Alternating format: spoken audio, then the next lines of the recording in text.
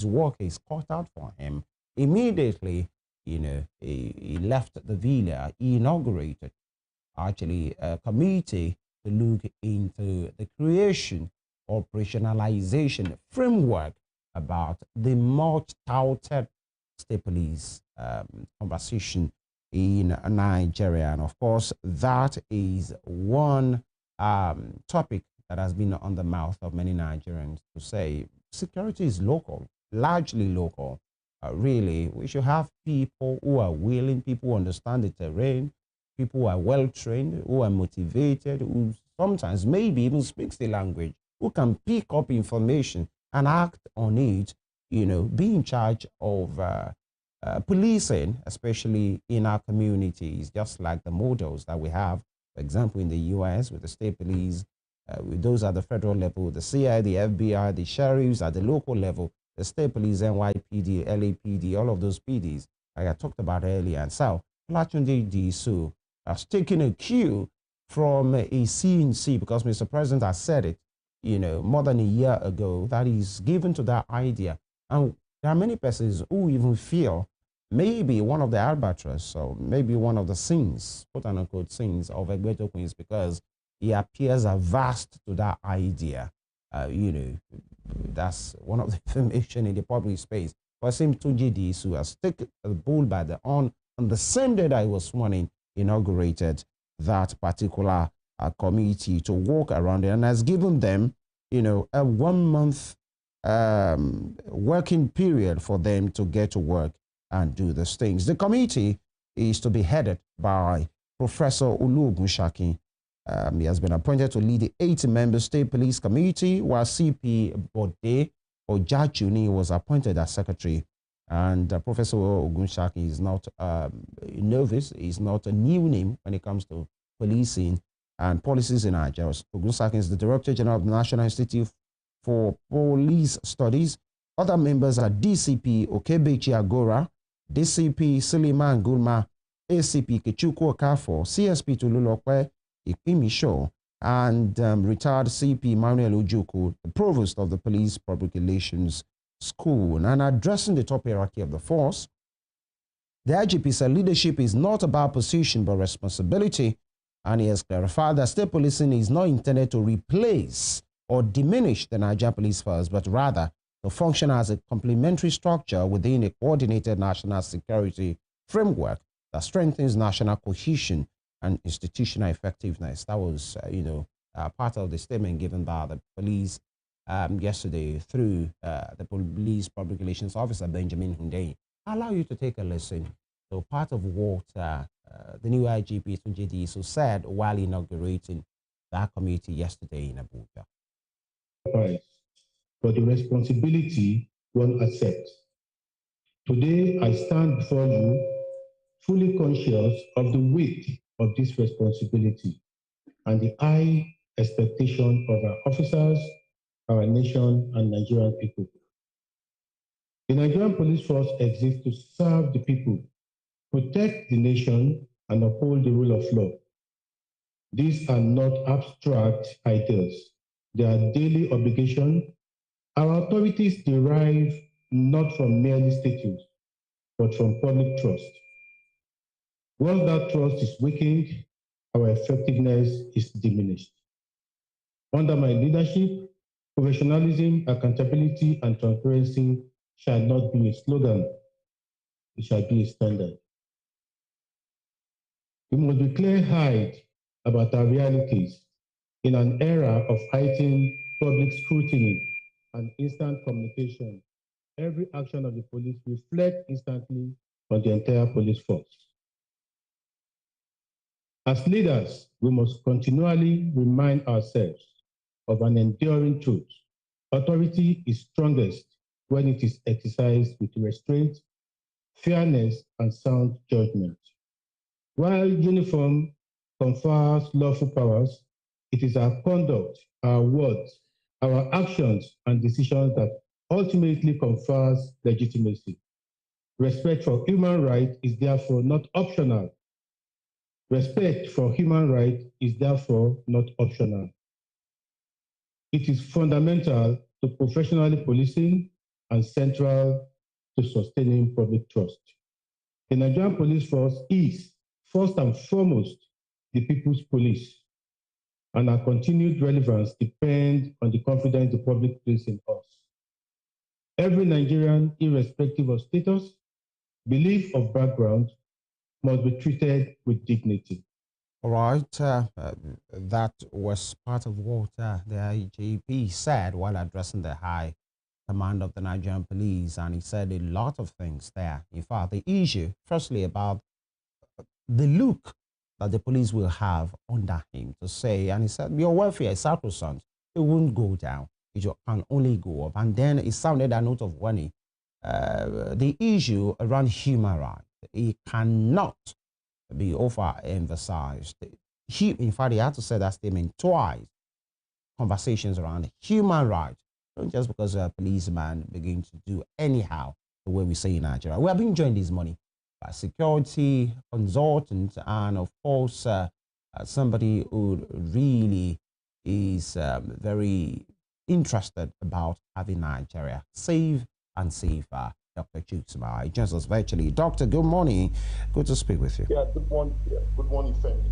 Thank you very much. Nigeria, your country, my country, now has a new sheriff in town. Literally speaking, IGP Tunji Disu, to 23rd indigenous IGP of the, the IG of the police, and he was sworn in yesterday. And many persons believe, if it's only left to what it has been known of him, then the goodwill is high. But, let me just take your assessment of the appointment and the swearing in of Tunji Disu for you, the man Disu. What do you know about him? You think it's a good call?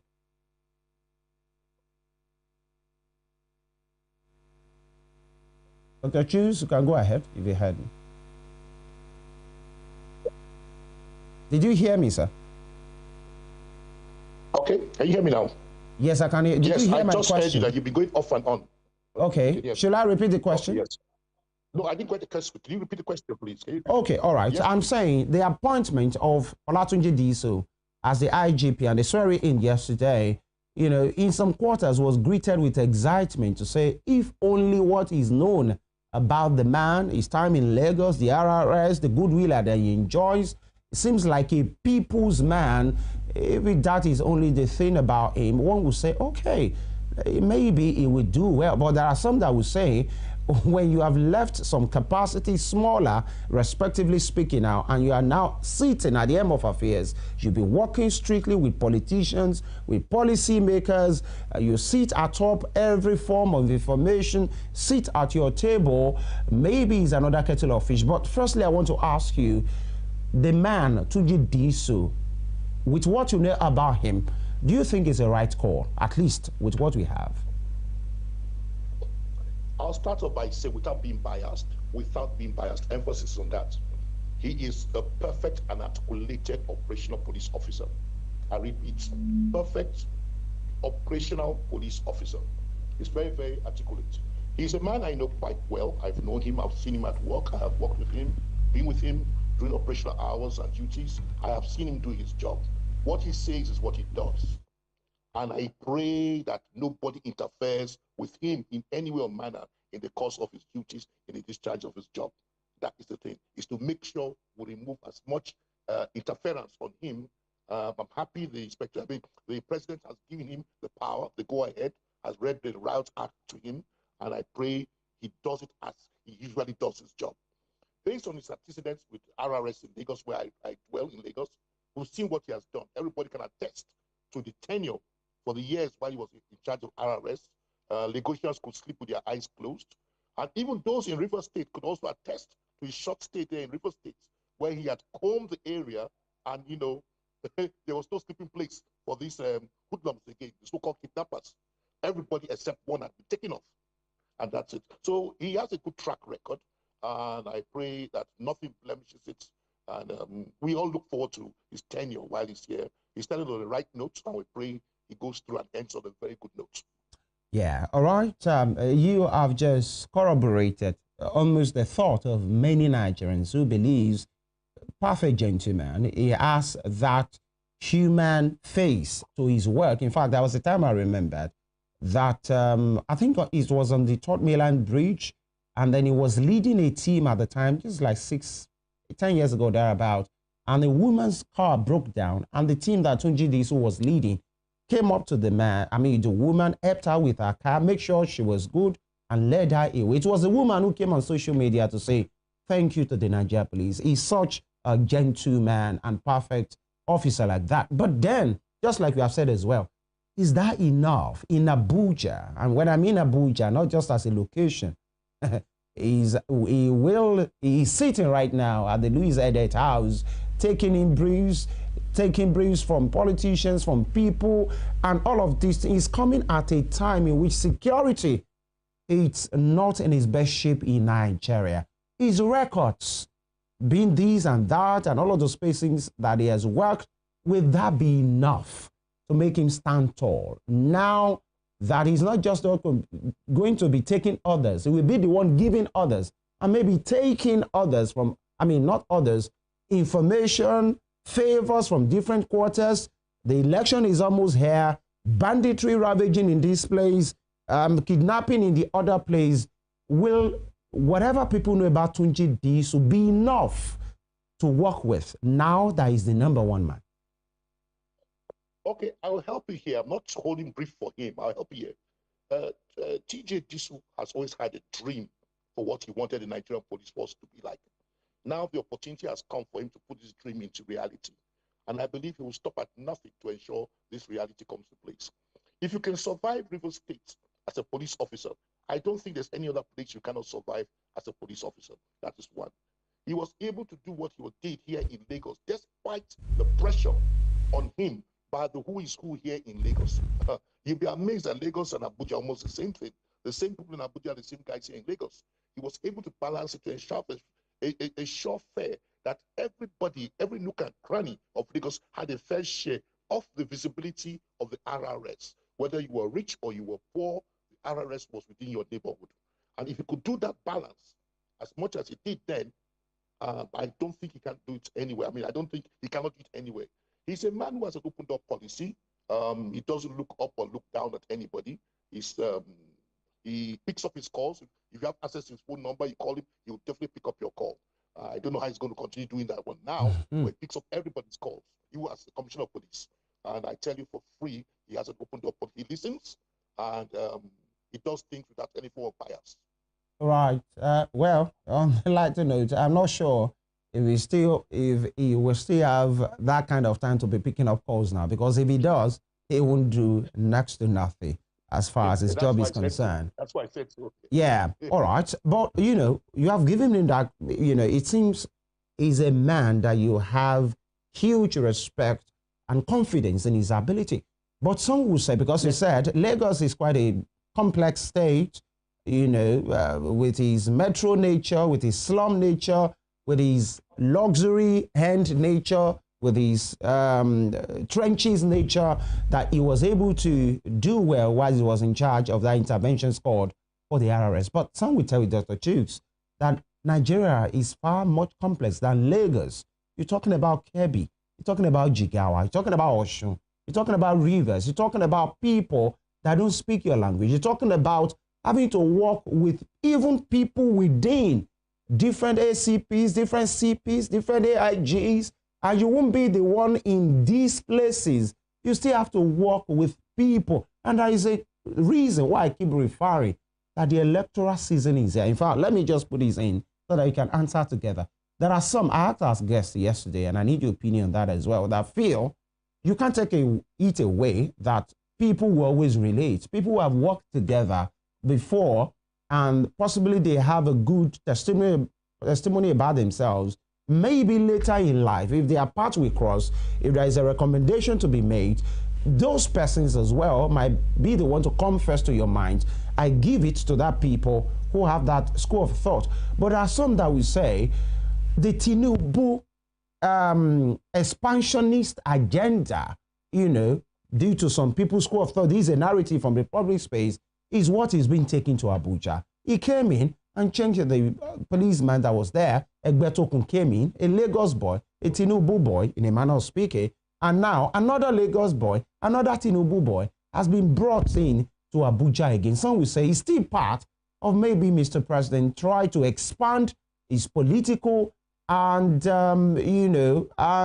his grasp on the space in Nigeria. What do you say to people who have that thought? Would they be wrong? Well, I'll put it this way. If I were president, I'll pick on anybody whom I've worked with and whom I can trust that will deliver. You know, in a situation which we found ourselves in Nigeria today, the state of insecurity, you cannot afford to experiment. That is true.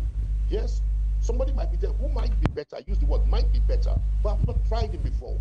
That's one. Two, I do not know whether he'll be able to perform. I'll rather put somebody whom I've tried before, whom I know, and who I believe has an allegiance to me to perform. And that's it. So you cannot blame Mr. President on picking whoever he wants to pick, because that's the same thing you will do if you, Femi, were president or any other person than experimenting. Now, let's go this way. Disu, Tunji, has gotten to a point in his life where he has nothing to lose but to do what is expected of him to do. That's the first thing. He has a name and a track record which was maintained. So when he retires from the police, as it were, he will be living and walking on the streets with his shoulder high. This is a little I know of him. Right. So I believe the only twist now which you brought in is the issue of elections, which you and I cannot predict. But I pray he will not be used as a stooge for anything, but to do his job professionally. Yeah. Professionally. That's right. It. Nobody can stay for that for any human being. Because we are humans, anybody can fall for a bait for anything or a setup. But the truth is that he's a professional to the core. Right. So, if only those things answer to prayers. But I say amen to that, by the way. But now, talking about the time in which the man is coming, IGP Tunji Disu. And now, immediately was sworn in yesterday, and of course, you could see the excitement, you know. We just rolled that material earlier on the faces of the people. In fact, politicians, ordinary Nigerians, especially, I've seen the applause from the Lagos end. If you can have that file again of where many persons were saying, this is beyond politics. Maybe Tunji Disu is the man for this job. And immediately he was sworn in. It got into action as well. And he has inaugurated that particular committee to look into the framework for the Nigerian police. And of course, anybody who has worked with the police, especially policy, seminar training, will recognize the name Professor Oluogunshaki. And, you know, others that will be working together with him. And while he was talking about the state police state, he said, in carrying out this assignment, your deliberations must be guided by professionalism, objectivity, and a clear appreciation of the unique complexities of policing a diverse nation such as our own. And he said, if thoughtfully designed and effectively implemented, state policing holds significant potential benefits for our country. By bringing law enforcement closer to communities, state police institutions can deepen local knowledge of security dynamics and enable quicker and more targeted responses to emerging threats. And, you know, those are his words, and he has given them the terms of reference. Dr. Chuksma, are you a believer in the state police conversation, actually? Well, what he mentioned were theoretical advantages, but he did not mention the disadvantage, which I don't blame him. He had no reason to blame him. Yeah, we'll take it one after the other. Okay, yes. Okay, hold on now. Okay, you asked if I was a believer in state police. Yeah. For now, I've mentioned this before on your television program. I am not. Reasons not far-fetched. Two reasons. Immaturity of the state of politics we have in Nigeria, because it will be hijacked by the various governors. One. And two, the inability of state governments to maintain a state security apparatus by way of funding.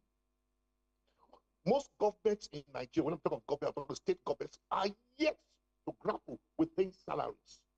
How much more creation of a state security apparatus, which must be well paid and, of course, well integrated in terms of welfare, purchase of arms and ammunition, and the rest of it which goes along with it. And they cope. We'll talk about that in the course of the program. Right. And those are the two reservations I have. All right. You talked about, in fact, when I was having my introductions before I brought you in, that crossed my mind as well. And that has been on the minds of many Nigerians to say, if we are to have the state policing thing and their remuneration will be taken care of by the different state governments, that we cannot afford to have the shenanigans of state executives with what they do with salaries, because we are talking about security here, in which is either we are doing it or we are not doing it. That's on one side, in which you have spoken about. Another part is the hijacking of the operationalization of the state police for selfish purpose. But, Doctor, can we, because of that, not even say, let's give it a chance? Because there are so many things that this conversation has been on for time, for some time, decades, 20, 10, 5, 10, 2, 1 year, and now we are here. Can we, because of that, say, let's leave it out? Let's leave it out. We must just, maybe these are challenges that we will overcome, more like a teething problem that over time, we'll just fine-tune and we will be fine. Don't you think we should give it a chance? Or because of the remuneration or the hijacking for selfish purpose of the state police, we should just jettison the idea? Well, put it this way, I like the creation of the commission, the committee what was set up. Let's start off with the talk first. Right. Get it documented. Then we look at it, review it, put it to a simulation before we now go on. But let me mention a few things here. Yes. First and foremost, we were too fast to go into it. I expected the president or the presidency to invite the Federal Executive Council, all governors, the 36 governors, including the Minister of the FCT, to a security meeting to discuss just one thing, the creation of state police. All those in favor, say aye. All those against, say nay. And we then know. But it has to be an everything, unanimously agreement, not some saying yes and some saying no. If they all are in agreement, that is the first step. We tick that box. The second step is that, like I mentioned, is the issue of funding. Then the next set of persons will be called by the Accountant General of the Federal Republic of Nigeria, Federal Accountant General, inviting all the state accountant generals for a meeting to discuss on the issue of the ability and willingness to be able to fund this security apparatus. If it is deemed and agreed that all the state governments can afford it, assuming we have a state creation of at least a minimum of 20,000 policemen at different cadres, and they can afford it, then that is the second box being ticked. The third box now is that the IGP himself, which is started already now by this committee, which has sworn in now, is to look at the issue of the Nigerian police as at today.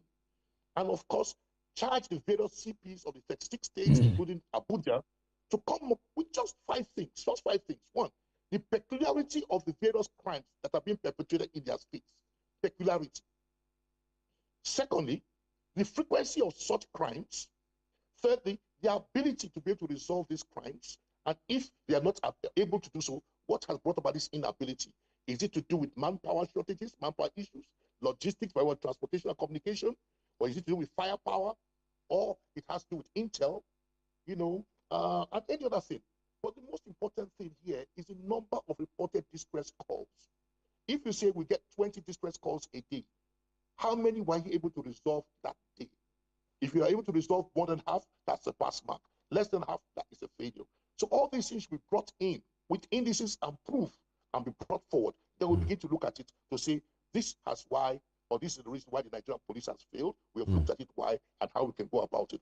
But for now, like I said, we need to look inwardly and looking at the various models which can be applied. You mentioned there on the course of this program now, you spoke about the FBI, CIA, using the American model, the state police, whether it's the New York Police Department or Kentucky State Police Department. Then you look at the county sheriffs. Yes, that is the American model, where policing is brought to the grassroots at the county level, which we call at the local government level here. Now, because now we're talking about state police. Very soon, the local government chairman will begin to clamor, we want local government police. We must be ready for that. And again, the issue is funding. Now, having mentioned all these ones, the legislative arm of government must also be brought in because we must have the enabling laws. Let me just mention the law now, which has created the Nigerian police. Section 214 of the 1999 Constitution, as amended, states as follows. there shall be a police force for Nigeria, which shall be known as the Nigerian Police Force, NPF, and shall be subject to the provisions of this section. No other police force shall be established, within the federation or in the federation or any part of it thereof. Now, having mentioned this section in the Constitution, it then means that the federal laws should be revised, revamped, amended, and as thus to be able to accommodate a state police with certain improvisers as to do with appointments, promotions, qualifications, eligibility, and things like that. And the state government should come into it to ensure and we have to protect this agency, security agency, that it cannot be hijacked by one or two persons within the state. That is, to me, my own focus. If that can be done, an enabling act is put down there that the governor of the state cannot hijack the security agency, then it's beautiful and it is most welcome, and we can then test it and try it. But now, there are fears now, Femi, and I want us to talk about these fears. And I want the Nigerian public to hear about these fears now. Now, let us assume the state police comes into being now. Let us assume it comes into being. What happens to the policemen that are in excess at the federal? Will they be dropped or they will be kept as hangers on? Because there will be too many policemen. If each state has 20,000 policemen, what are you doing with the excess? The Nigerian police will not be able to continue having people who are, will I use the word, not doing anything. So they'll be dropped. Then that brings a bigger problem. When you now drop policemen who have been trained, who have earned years of experience on gun handling, information or intel knowledge and all that one, what happens to them when they become unemployed, hungry? Of course, they'll look for ways how they can put their talents and experience into use. That's one angle. The second angle is that with the creation of state police, there's going to be a rivalry between the state police and other federal security agencies. ICPC, EFCC, within the states. I am telling you that it will come to pass. And we are not looking inwards. In other words, we should try to look outside the box from state creation, from state policing. What happens thereafter? Are we going to have to clamor that all the other security agencies should be shut down, closed down, or we should have a replica of such agencies within the states? So we need to look at this from a holistic point of view and ask ourselves, are we ready for this? If the answer is yes, fine, so be it. But if the answer is no, I think we should still put this thing KIV. But for the time being, they should start with it. They could look at it, come with the paperwork, but this set of committees are not enough to do that review on it. It should be expanded. Persons from private sector should be brought in, retired persons should be brought in, academicians should be brought in, some politicians who are not serving politicians, but with political knowledge or political analysts should be brought in. People from the Fourth Republic, like you guys from the journalists, should be brought in who have long time existence of it. But now, when you're talking about policing of the grassroots, the Nigerian police started from there. If you may recall, the name Olokpa, where did it come from? Olokpa, the man who carries the kondo, the stick. Yeah. Now, think about it. This is a police officer who was doing beat patrol from the 40s, 30s, 40s, who was going around the neighborhood. He lived within the community. He knew everybody. He knew you by your first name. Probably was even there when they were even baptizing you. So these are the things. So all this bear in mind, we then know that we don't need to do that. We need to revisit. All right. Now, the different committees that has been put up, one would say that, are you still with me, Dr. Maha? Dr. Chooks, are you with me, sir? And review the okay, all right. One would say maybe this committee is, that this committee put up by Mr. Disu, the IGP, is just. I think I've lost you again. Okay, can you hear me now? Okay, we'll try and work on that. Hear you loud and clear. Okay, all right. Now, one would say maybe that has to do with the Nigerian police. That is their own committee trying to do their work from their end, because you raised the issue of constitution. It's a constitutional matter, so there has to be a tinkering, with the constitution as far as the provisions of the Nigerian constitution is concerned. So you have the National Assembly part. The matter, we learned in the past, has even been thrown to different state houses of assembly, actually, because in as much as there will be state police in a particular state, the state house of assembly has to make a law to accommodate it in their differences. So it's multifaceted. That's what the proponents are saying. So each state will work on it at their state house of assembly, and of course, the National Assembly will have to tinker with the Constitution. The police, one will say maybe they are just doing their own part of the work so that when it's their time to give, something on the matter, they have something to work with. But before we leave this particular topic, the appointment of Tunji Disu didn't come without some concern from some part of the country, because he was an AIG, Assistant Inspector General Police, before he was appointed as the IGP, where there was a DIG, Frankenberg, actually, that's a DIG seniors, an AIG, and one would say, why not? Well, security is something very important that doesn't take emotions and sensations and all of those things. But one would say, with the stature of the man, Frankenberg, he has been the first PRO, he has served in different capacities, is the most senior, at least a senior as the IGP now, before, who was an AIG. Doesn't that count for something now that we are talking about inclusion, talking about different parts of the country feeling that they belong to this particular movement and this particular government? If you understand what I'm saying. Yes, I do. I'm not a politician. I refuse to be a politician. I will never be a politician. But one thing I do know, what we've seen over time from the last dispensation, when the last late head of state president, Muhammadu Buhari, was in government, almost all his service chiefs were skewed from one part of the country. So it behoves anybody who becomes the president to choose whom he thinks can work with him for whatever reason. You cannot question the president on that, as long as the person is capable of doing the job. If you can remember and recall, when the former president was in government, he appointed a person to head the customs who was never a customs officer. Yeah. Would anybody question him on that? The answer is no. He's the president, commander-in-chief. He can pick on anybody whom he so desires. And so it was. Now, so it's a question of either you take it or you leave it. So coming down to this in question and Mba, I know both officers. And you're talking to senior and who is junior and senior. Technically, I want to use the word. This is senior to him, technically. Practically, yes, Mba was senior to him. Now, why do I use these two terminologies? Disu joined the Nigerian police as a cadet ASP, while Mba joined the Nigerian police as an inspector from the inspector cadre the same year. So at the time Frank Mba was in the Nigerian police, when he joined in, Disu was his senior as an ASP. That is first number one. He was his senior. Now, over time, we don't question how promotions come. I don't. It comes, as far as I'm concerned, promotions come from God. However it is gotten. If you get it any other way, that's your headache. Of course, Frank overtook for different reasons.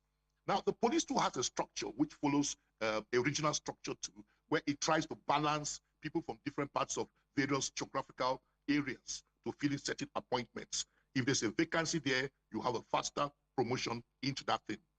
Frank was lucky. He was blessed. He got the promotion from there, CP, quickly into AIG, DIG. Fine, great. But don't forget, his mates, squad mates who were joining the police with him were not that lucky and are still not that lucky till now.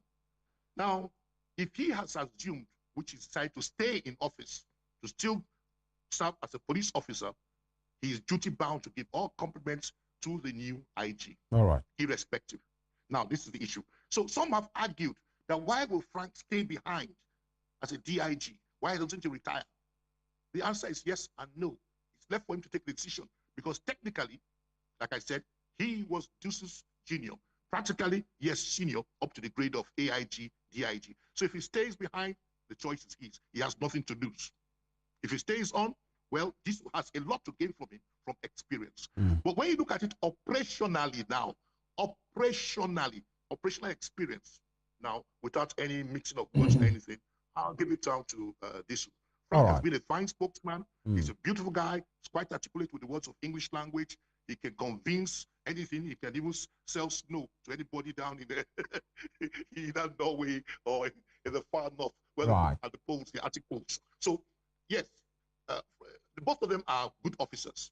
But operationally, I will give the advantage. All right. We take this. I had to put that out because that conversation has been in the public space, and of course, that answers your question.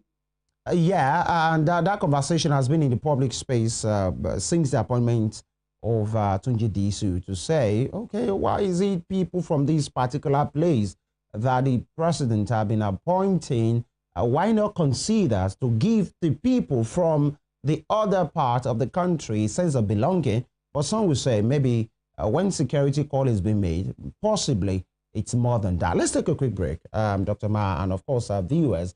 When we come back, I'd like you to speak to what is happening between Iran and the US and with other countries as well. But as far as it concerns Nigeria, because we've been seeing protests across some parts of the country, in Kano, in Bauchi, in Abuja, especially by the Shiites who are protesting, whatever is going on in Iran, especially the killing of Iran's supreme leader, Ayatollah Khamenei. And sometimes one will wonder, was it a religious war?